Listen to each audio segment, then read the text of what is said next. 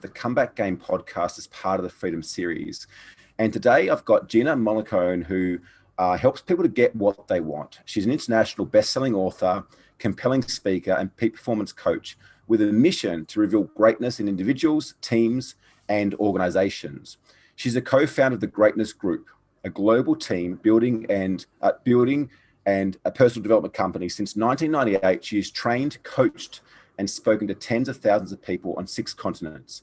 Her book, Think or Sink, and The Secret of Successfully Failing are widely read and enjoyed by people around the world. She can show you exactly how to get out of your own way and help you to get what you want. Gina, welcome to the show this morning. Thanks for having me. It's so fascinating to me that we can do these shows across so many time zones. Yeah, it's afternoon going into evening where you are, yeah? It is. The sun is just getting ready to tuck behind the mountains. Fantastic. And look, I want to say a quick, short welcome to those of you who are joining us live today on the various platforms around the interweb. Rafi from my team is scrolling across the different platforms to ensure that any questions, any comments that you have can be fed through to the show today, whether it be live or whether it be in the replay. I just ask you to do 2 things. First of all, just hit the like button to let us know that you are actually watching. Tag some friends who you think that might need to get a bit of help getting out of their own way and getting what they want. And also number 2, make this as engaging, interactive as possible. Please post all your questions and comments through myself and Gina today. So Gina, where did this all start for you? Like, where did you, I guess, start to move into this space of personal development to help people get what they want? You know, I was just teaching something the other day and I said, you know, honestly, if I'm being truthful, I've been doing it my whole life. I just didn't know it was a thing. I mean, I've been doing it since I was a kid, really. Like if somebody wanted to run we wanted to do a fundraiser. I was enabling them to do it. By the time I was 15 years old, I had 5 coaching certifications from the Canadian coaching, sport federations. And then I went to school and then I got a real job and then I, kind of lost my way a bit. I suppose I came back to it professionally in my early 20s after I left the corporate world and just literally started doing it as I went along. Yeah. It's interesting and not so interesting that we're having this conversation this morning because I woke up, I'm staying in this beautiful place. I'm not sure if you can see, but like I've got the most amazing surf break just outside my... Oh, now I can see it, yeah. And I was having a chat to some friends last night at dinner and I was like, I'm living my best life. And there's almost an aspect of guilt coming up for me because I know that many people are struggling right now, many people are having challenges. And I was reflecting this morning while meditating. I was like, I'm not different to anybody else. Like I still have challenges. I can't see my kids. I'm not able to connect with my family. Like I still have challenges. Yeah. But 12 months ago, life was very different for me. And I think Tony Robbins talks about the fact that the quality of our life comes down to the quality of questions that we ask ourselves. And the conversation I was having last night is I said to him, I was like, if you haven't got what you want right now, there's just simply something blocking it. It's not that you're not allowed to have it. It's not that you're not worthy of having it. It's that A, you're maybe not making the right decisions that are leading you to get there, or B, there's something unconscious inside of you that's actually stopping you from getting that. 100%. It's absolutely I just, before this podcast or this live stream, I was recording a bunch of teaching snippets and I kept coming back on this idea that, in order to make a change actually is very quick. Like the actual change you're trying to make, it doesn't happen, then it happens. It's the build up to the change that people associate with taking forever. And there are only 2 things you need to change anything. You need true desire, burning desire. It has to be something you want. And you need to be willing to give it what it takes. And giving it what it takes is where most people give up. They try once and that's it, right? But I don't even try to sugarcoat it. If you want something like desire, then you already have what it takes to get it.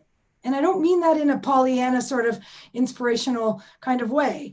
I mean it in a neurological kind of way. Like if you think about a baby who when a baby's born, they don't want to learn to walk. They're a blob, right? They can't even hold up their own head.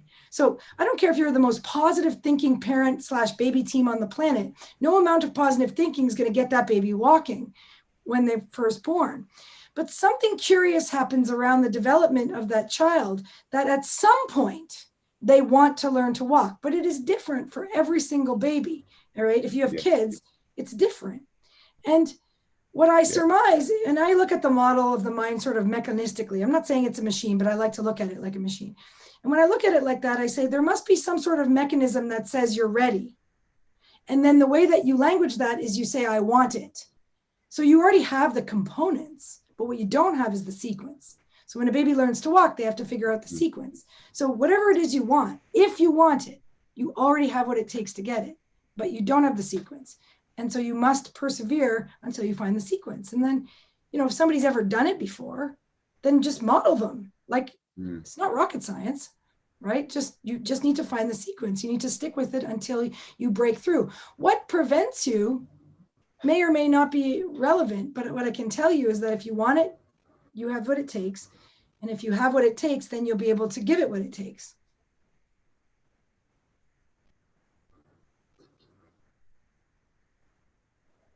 Are you there? Yeah.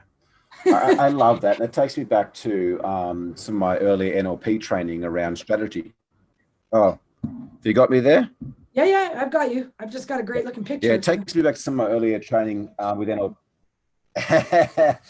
My internet's just dropped out a bit, so I just turned my video off. Yeah, it takes me back to some of my NLP training around strategy. And there's two things that you just shared there that kind of triggers the thought for me. Number one is that you have the components. I honestly believe the same thing. Like, we have the components, but I guess it comes down to, like, do you want it bad enough? Like, do you want it bad enough that you're willing to get up every day and work towards it and work out the sequence in order to get that? And number two, are you willing to, I guess, put your ego aside or put your pride aside and actually hire someone or work with someone or find somebody who has successfully already got that in which you want, and work with them to understand and to elicit their strategy. I was out surfing yesterday and I said to my mate, I was like, oh, can we hire a teacher to come out with us? And he's like, oh, why would you bother doing that? And I was like, well, I haven't been surfing that long, although I'm getting a lot better. I was like, for the cost of a teacher, they can show you those one or two nuances that rapidly accelerate your progress, rapidly accelerate your results, as opposed to you going out there and doing it over and over and over again through trial and error. Yet I see so many people, and especially more so probably in Australia, that want to just work it out themselves. Yet I see these same many people hitting their head against a brick wall, going around in circles because they're trying to work out something that's already been done. They're trying to work out something that's already been created once before. Well, precisely. And so the issue is that if it's already been done before, you just have to model it. But see, the thing is it's not enough to just model, say, for example, the actions. You have to model the beliefs. You have to get rid of the limiting beliefs. You have to model the mindset. You have to model the physiology, the focus, the emotions. And so most people aren't willing to give that everything they've got. And so they want life to be easy. But life is simple, but it's not necessarily easy, right? You have to take the steps. You have to be tenacious. You have to get up every time you fall down. And then only then do you quit when you reach the actual goal, which is, the breakthrough. But then when you break through, that's also when most people quit. They go, oh, I did it once. Isn't that great? But the thing is, you want to make this the dominant pattern. And to make it the dominant pattern, you have to continuously master it until you can't not do it that way. And that's, again, what most people aren't willing to put in. So if you just put in a little bit of effort based on a desire to have something new, then over time, you'll basically rise to the surface where other people fall off. What do you think it is that stops people going down this path? Like, I meet a lot of people that just aren't living their best life, and they've almost succumbed to or surrendered to the fact that that's just the way that life is. And I think, so often we stop questioning our unconscious biases. You know what the truth is? I'm not the best life police. So until somebody recognizes that they want something different in their life, it's not for me to say that they should. But what I find is that when this sort of defeatist attitude of I want this thing, or I want this level or whatever, and then not give, like, here's what people say. They say, I gave it everything I got and I didn't get it, oh, woe is me. But the thing is, that wasn't everything you had. That's everything you think you have. And if you already knew how to get what you want, you'd already have it. So therefore, it's not conscious to you what you are made of, that's what the challenge is evoking. It's evoking the new level. And what I try to explain to people when I use the mechanistic models of the mind is to say, your desire means you are ready. It means you have the ducks. They're just not in a row. And you have to find the sequence of events that produces the outcome that you want. And sure, maybe you don't know how to do it, so hire a coach. My God, like I train coaches all the time in all areas of life, business, personal health, sport, because coaches are hired to help people increase performance or get better performance. But at the foundation of all coaching is an understanding of how humans are sort of put together so that the coach can unlock for the person the resources that are already there. Everything's already there. It just needs to be unlocked. And sure, there might be something in the way, but a good coach will know how to liberate the mind body of the constraints that prevent you from going from A to B. Mm-hmm. So I guess, like, you've spoken a few times, like when that desire comes up, the ducks are already there. Like we already have what it takes to move forwards. Can you maybe touch on, like, what are some of the things that then stop us from finding the sequence, or how do we even go about finding or putting together the sequence in the first place? So I think that the biggest thing is, this notion, like I know a lot of your audience, they're entrepreneurs, right? And so a lot of entrepreneurs try to reinvent the wheel, but the models already exist, like the models for scaling a business, the models for growing, the models for marketing, the models for sales.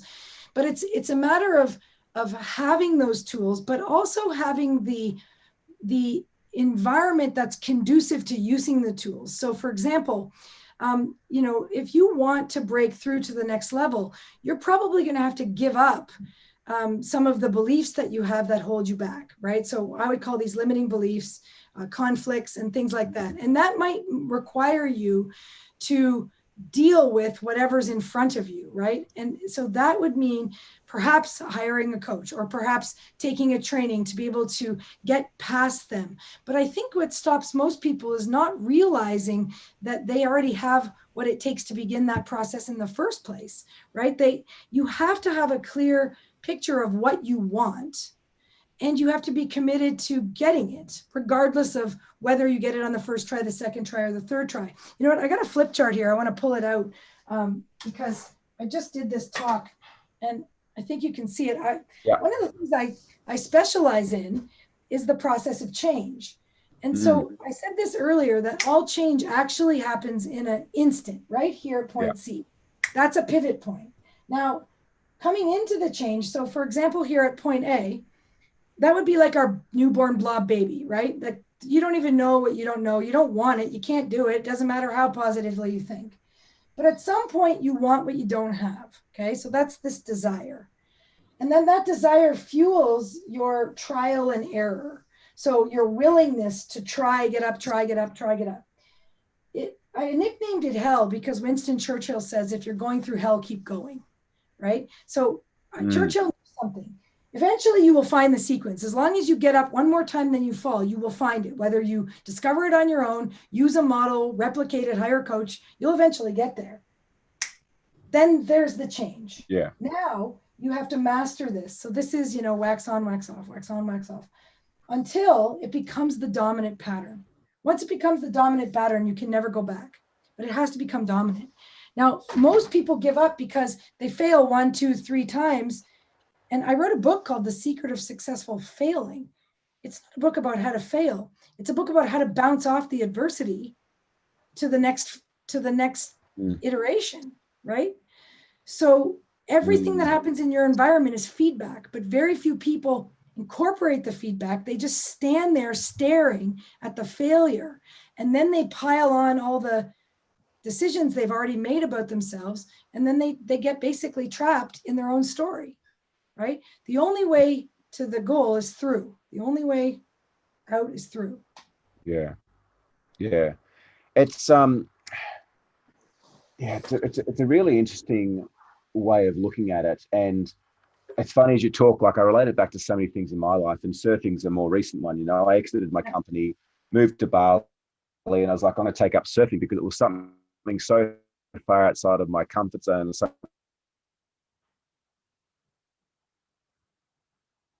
like in the beginning, I did it like getting, getting smashed. Interesting that it went from that kind of very rough experience to now where I enjoy every aspect of it and what you're learning in the process. But I look at that mastery piece, and it was similar to playing guitar. You know, I got to a point where I was good enough that I stopped playing, and now I pick it up and I can't remember a chord. And so I think there's real insight into what you shared there, which is not just, you know, moving towards that goal, but then repeating it to where it becomes a dominant action, a dominant process, a dominant strategy. Yeah, exactly. And surfing is a perfect example. I mean, surfing, well, you're Australian, so it's in your blood, but surfing, you have to want to learn to surf. But then, my Lord, I mean, I've learned to surf, and you end up down more than you're up. And eventually you get it, and then you kind of retreat, and then you get it. But then once you catch a wave and you know how to do it, it's like riding a bike. You can't unlearn it. And so then it's just a matter of whether or not you want it to be something you can do it without thinking about it, Yeah. or not. And, I'll be honest with you, I learned to surf in Australia, and then I didn't surf for a number of years. And then when I went back, because I hadn't made it the dominant program, I kind of went back to here. So I had to relearn it, and then it didn't take as long the second time. Yes. The most important thing is that you will retreat to the dominant patterns. So if you don't commit to making it dominant, and this is really important for entrepreneurs, because even if they're employees, if they have employees who shine in a certain way, if it doesn't become the dominant pattern, they'll retreat backwards, to falling off the surfboard again. And so human beings are pretty predictable this way, and it's just a matter of reprogramming dominant pattern. Yeah. There's something else that you shared that I thought was really insightful too, that I can put to my own success or the success of our clients.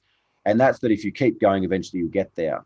I think far too often, especially the entrepreneurial mindset, is that we have this desire or need for immediate feedback or immediate gratification. If we don't hit that goal straight away, if we don't hit that milestone, it's like we give up, or we look in another direction, or we go and focus on the next shiny thing.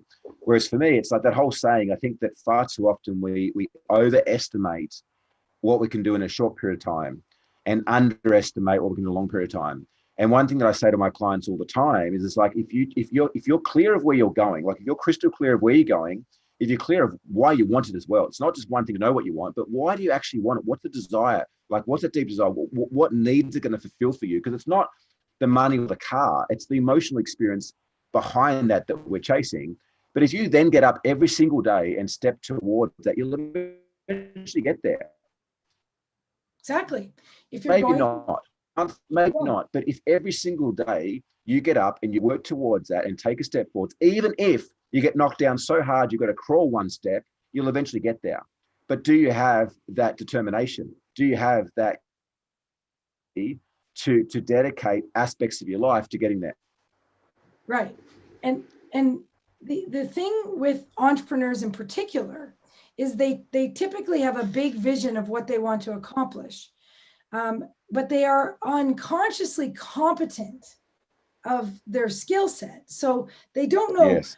They don't know why they can do the things they do. So the problem is they sort of take it all on themselves, and they can't teach anyone else how to do it because they were never truly conscious of producing the outcome. And this is very common for entrepreneurs. So what you have is an entrepreneur with a great idea that hasn't taken a vacation in 3 years, because if they leave, the whole thing falls apart, because they've never explicitly extracted their models for success. So they can't replicate them because they can't teach anybody how to do it, because when somebody asks them how they do it, they just go, right? It's just me. And so that's a very disempowering place to be. Whereas if you break the models down mechanistically, and you, especially if you work with a coach in any sort of coaching arena in any industry, whatever you're in, right? They if they're good, they should be able to backtrack the process so that you can identify it, so that you can then teach other people how to achieve the things that you already figured out how to achieve, so that as an entrepreneur, you can actually start to scale and grow that business. And it's not just dependent on you working your magic, right? Even something like intuition. People think intuition is some gift that you're born with or you're not, right? If you look at, our big entrepreneurs that everybody idolizes, Branson, Oprah Winfrey, Steve Jobs, whatever, they all say that their success was due to intuition. And then you have, oh, well, I'm not them, so I can't do it. But I've spent the last 2 years studying unbelievably compelling research that suggests that intuition is actually a faculty. It's a mechanism. We can optimize the conditions that would ensure that we are likely to be tapping into our intuition based on what we're focused on, the state of our body, the levels of coherence, things that we can measure scientifically. And then the research is showing that if we do that and we put our body in this optimal condition and we're clear on what we want, we can actually tap into intuitive signals at the completely unconscious level. I would even argue the quantum level, such that we can get hunches that we can act on, that we can trust. And this is not a fairy tale. This is a faculty. And I've spent time, but it requires you to look at it, mechanistically, and to trial and error and trial and error and trial and error until you have the model that produces the result. But the research on intuition alone is mind exploding. Yeah. So that helps an entrepreneur, right, tap into, there's sort of two things going on there. One is that they're able to shortcut the amount of time it would take for them to find the way to produce the result, because they're tapping an intuitive faculty. And two, they're recognizing that as they do that, and if they were to remain conscious of it, then they can teach others how to do it. So they kind of do both at the same time. Yeah. The intuition piece is an interesting thing. Like I've studied and been a practitioner of different aspects of spirituality for the past almost 18 years now. And intuition is something that we've trained our coaches to be able to use. And to the point where it's freaky, they will randomly hear a client's name and reach out to them who they haven't spoken to for a while, has got an issue, just through having an intuition connection. But something you said before around the fact that until we get to this level of mastery, like we're almost not able to congruently teach others in that process.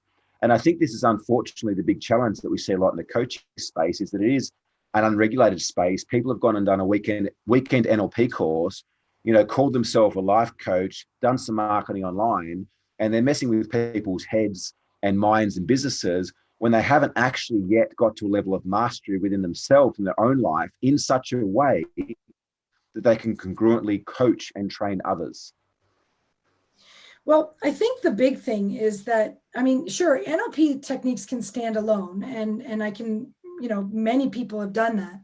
But what I find is that they are actually much more effective as the foundation or a meta understanding of how the mind works, and the mind body being like the human being in general, right? So let's say you're a scaling coach or a business coach or somebody that works with executive teams.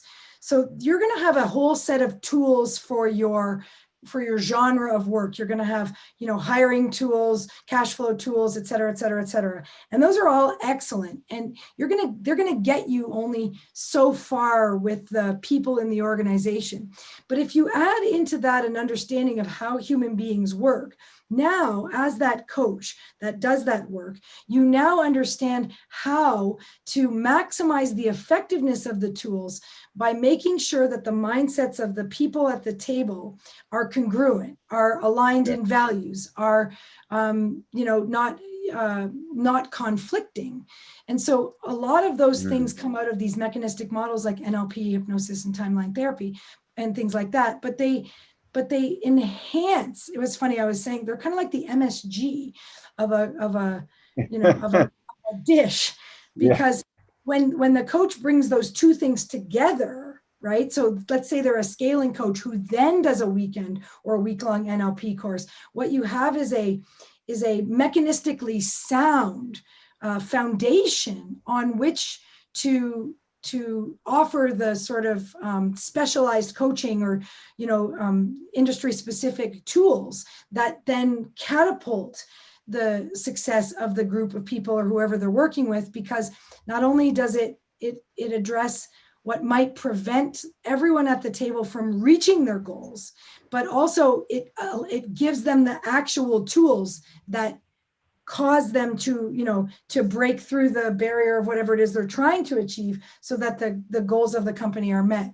And I find that most coaches just need a little training in that. Some, by the way, some can just do this intuitively, but there are unbelievable number, if you know, because you're trained in NLP, of mechanistic models that just enhance everything. They might work on their own, but the truth is that what they do is they actually loosen. So I like to use this example of, if this is the way the world is, right? Then everybody at the table has an opinion and they're all kind of holding tight to their opinion. And what a lot of these mechanistic models like NLP do is they loosen their grip on how it is, which opens the door to a new way of doing things, right? So the first thing you have to do before you change anything is you kind of have to let go of what it is you're trying to change. Yeah. So beautifully said. And I couldn't agree more. And I guess when we use tools like NLP and so forth, and it allows us to kind of loosen a map of the world or our view on reality, allows us to start to discover some unconscious biases that have been, part of our life for so long that we don't even question them. It's like someone says the sky is blue and you're like, yes, the sky is blue, because that's the way that we've seen it for so long. We don't, I guess, the any other way. And questions come. I lost you there. Across the various platforms.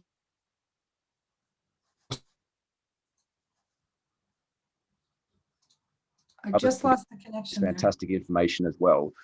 Linda from Perth said, I read Gina's motive.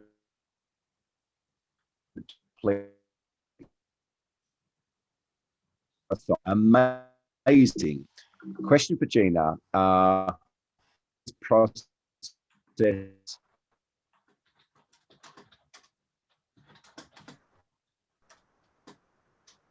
I think we've got an Indonesian connection going on right now. All I heard was that Linda from Perth has a question. Can you hear me there, Gina? I'm here. I just heard you now. The last thing that I heard you say was that Linda from Perth had a question.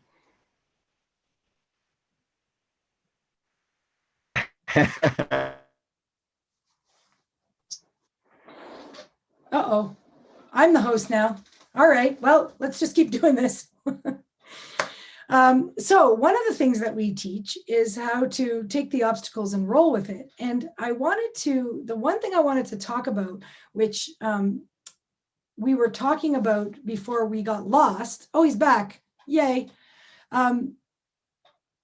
Was this idea of the unconscious bias, Barry. You were mentioning how we kind of decide the way it is, right? And so, can you hear me? Yeah, I can hear you. All right, I'm back. Okay, great. Hit me with Linda's question. So Linda from Perth, I read Gina's motivation to complete the marathon. Amazing. So question for you, how have you helped others process imposter syndrome over the years? Well, imposter syndrome is just this fancy way of saying I don't believe in myself. So, I mean, there are a couple of ways you can deal with it. Running the marathon was a very laborious, by the way, and long drawn out way of doing it. Now I use tools and techniques. So a lot of the tools and techniques that we teach teach coaches and people how to identify what are those limiting beliefs and limiting decisions. And then we just use timeline therapy and NLP techniques to remove them. I mean, it's time for them to go. They don't support the goal. And so you just identify them and remove them. It's pretty simple. It's actually not a complicated thing. I wish the answer was a lot more long and drawn out. That's great. Thanks for the question, Linda. And great answer, Gina. Tom, and there's also a fantastic with talks a lot deeper around imposter syndrome as well. I lost you again. Yeah, I got you there. So Tom from New Zealand, just a comment.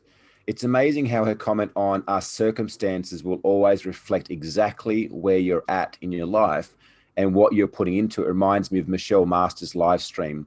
I'm not sure if you've met Michelle Masters or not before, Gina. She's a phenomenal practitioner in the NLP space for the last 25 odd years from San Francisco. Keith from Melbourne, I'm asking this more for the younger people out there. What are Gina's top tips when it comes to reading people for better communication and leadership? Oh, sure.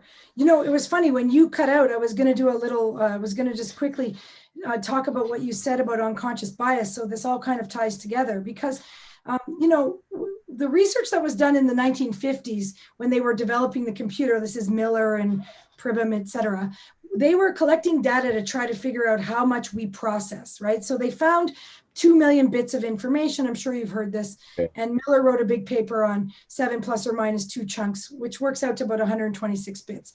You know what? It's not even that important. What's important is that there are millions, I would argue now possibly billions and trillions of bits of information available for our minds to produce results. But our minds can only process hundreds, maybe thousands if we're being generous. So it's millions, billions, trillions out here. And you know, hundreds to thousands possibly in here. So the problem most people have is filtering reality. So once they filter it, then that dictates what they can do in terms of behavior. And then that dictates their results. So when you're leading others, what you have to recognize is they filter differently than you filter, right? So everybody filters differently. Now, there are lots of models to recognize how everyone filters, but I find one of the most simplistic and easy models is the concept of representational systems, right? So there are basically 4 buckets in terms of the way people take this whole millions, billions, trillions out here and suck it into 126 bits or hundreds, if you will, into their mind. And that's either visual, auditory, kinesthetic, or digitally, right? That's it. That's the big bucket filter. And it's kind of like speaking a language. So if, and I say this, I'm famous for saying this, it's more effective to whisper in someone else's language than it is to scream at them in your own, right? So if you can elicit what someone else's filtering mechanism is, whether they prefer visual, auditory, kinesthetic, or digital, then you can speak to them in that language. Visual people will use visual words. Look, see, look at me. You know, does this look good to you? Auditory people, you would use auditory words. This resonates with you, or does this sound good to you? Kinesthetic people, does this feel good to you? And digital people, is this something you understand? And I just communicated the same thing 4 different ways, depending on the person receiving it. So if I'm the leader and I want to lead someone, I've got to first take that one step of figuring out how they process the world. So instead of trying to change them, I have the flexibility to change myself so I can reach them faster and with less effort. And that's the big thing that we say to people in terms of reading others and leading them. You read them so you can identify their language, and then you use that understanding to lead them easier. Yeah. How would one go about starting to read, like, you know, for the viewers and listeners today that are here, how would they go about starting to read someone to understand how to better communicate to them? Well, I mean, anybody who teaches NLP, I mean, we've done a really cool thing where we've put the quiz online. So if you went to the link actually on the screen, greatnessu.com/virtual, it's an entire page full of free resources for anybody, including because when the crisis hit, people needed resources. we built this page in March, April, and we're just leaving it up because people are using it like crazy. There are a million resources on the page. If you don't want all the resources, just go to greatnessyou.com/quiz, and you can take the quiz, find out what your representational system is, and then you can give it to your partners, friends, employees, or whatever, find out what theirs are, and then start to use this understanding to get results faster and with less effort. Yeah, I love that. So there's greatnessyou.com/virtual, or if you just want the quiz, greatnessyou.com/quiz. Gina, I'd like to ask a question to all of my guests. I'm really curious to understand your response to this. So, knowing what you know now and having been through all you've been through in life, if you were to have a conversation with the 10-year-old version of you, what advice would you give her? What would you share with her? I think I would say that your original hunch was probably right? There was a period of my life around age 18 where I thought, no, I have to do what's real. Like I, although I don't regret it. I mean, I studied engineering, I went and worked in big business, and I don't regret it in any way, shape, or form. But I think making the leap to leave the corporate world took everything I had and then some. And I think I would just say to me at age 10, when you come to the crossroads, trust yourself, because you already know where you want to go. And the only thing missing is that sequence, right? I think it was Rumi that said, what you seek is seeking you. Yeah. I love that. I guess I got a follow-up question on that. Do you believe that we are born with intuition, yet it's just not, I guess, it's not cultivated? Like for me, I have a belief that you look at young children and they just seem to have this sense of knowing about them. Yet growing up, we're taught to use our brain. We're taught to create, make decision-making and so forth. I think in many ways, like we're not taught to grow that aspect of us. And we get to a point in life where we start to learn about spirituality, or we start to have these hunches, or we're in, shitty relationships, or things happen. We start to get this inner guidance. So we can either choose to listen to it and start to develop it from there or not. Like, do you believe that we are born with this sense of intuition, and it's something that we can choose to cultivate and to grow and to nurture? Oh, 100%. I mean, I've literally been spending the last 2 years presenting the science of intuition to help people understand it's as real as seeing or hearing, and how to cultivate the faculty of intuition so that you can rely on it. And the biggest mistake people make isn't that they don't hear the signals, is that they can't discern the difference between an intuitive signal and a signal based on fear. And so I spend a lot of time teaching people the significance of focus, because what you are focused on is it's like a radio. It's not even that complicated. I mean, the electromagnetics of the body are not complicated. The heart and the brain are electric. That's ECG, EEG. This is not rocket science.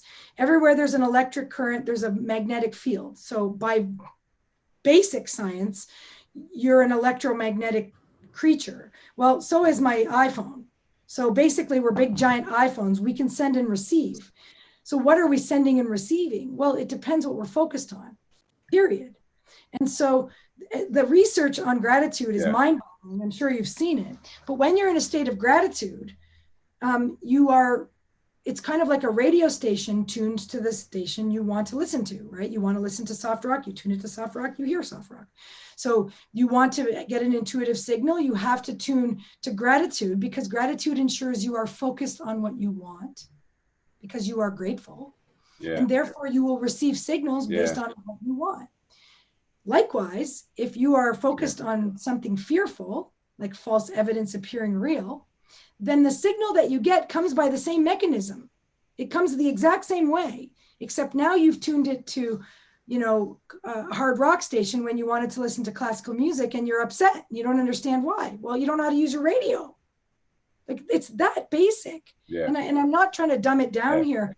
It's that basic. And humans, the research is finally catching up to what the ancients knew for thousands of years. And that's the significant commentary on science. It's not that science is proving it, it's that science is finally illustrating it.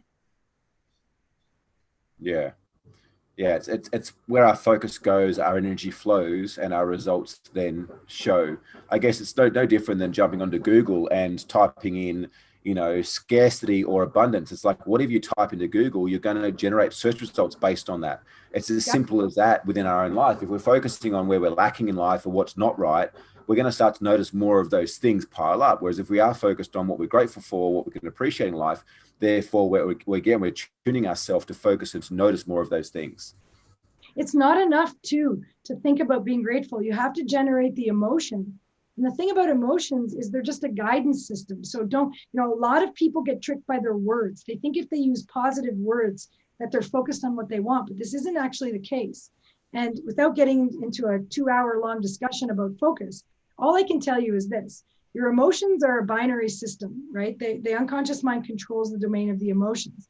And so when you are focused on what you want, inside and out, so when the programs that dominate your thinking, right, and your habits are actually focused on what you want, and your words are focused on what you want, the emotional state will be what we would call positive. So gratitude would fall into that category.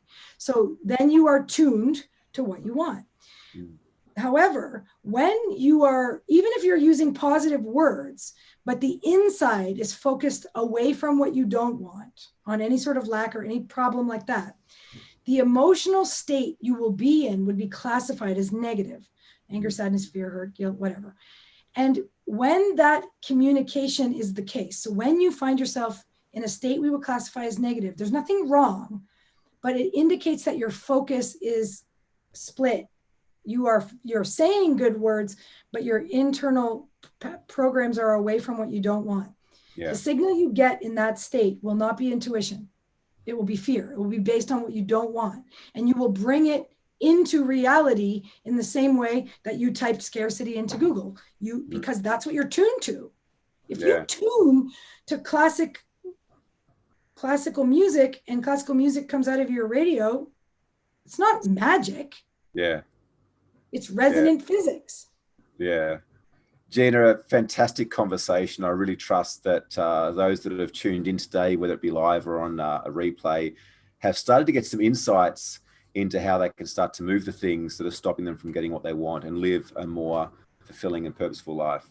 Well, I want to thank you for the internet challenges, because the people who were willing to sit through this and be tenacious and not give up, how you do one thing is how you do everything. So everybody who made it through this call and stuck with it, including you and me, right, shows that we have what it takes to deliver the outcome regardless of the circumstances, and you cannot buy that. What a beautiful way to wrap up the episode. I love that. Look, for anyone who's feeling drawn to connect with you, is the best way through the link in the background? Yeah, or on social media. I'm Gina. There's not a lot of Gina Mollicones out there. But yeah, the link in the background will take you to our site, and just hit the contact button. You'll find us.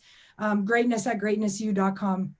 Yeah, I love that. And look, a little ask for me to you. Like, I honestly believe that what we spoke about today is the fundamental core of helping more entrepreneurs build great businesses and fantastic lives. So my ask for you is to watch this episode, start a watch party, tag some other entrepreneurial business owners in who you think maybe need to hear this most, or maybe people we've noticed that have been going round and round in circles and not getting what they want, just so we can further share the message through the Freedom Series. Gina, thank you so much for your time today.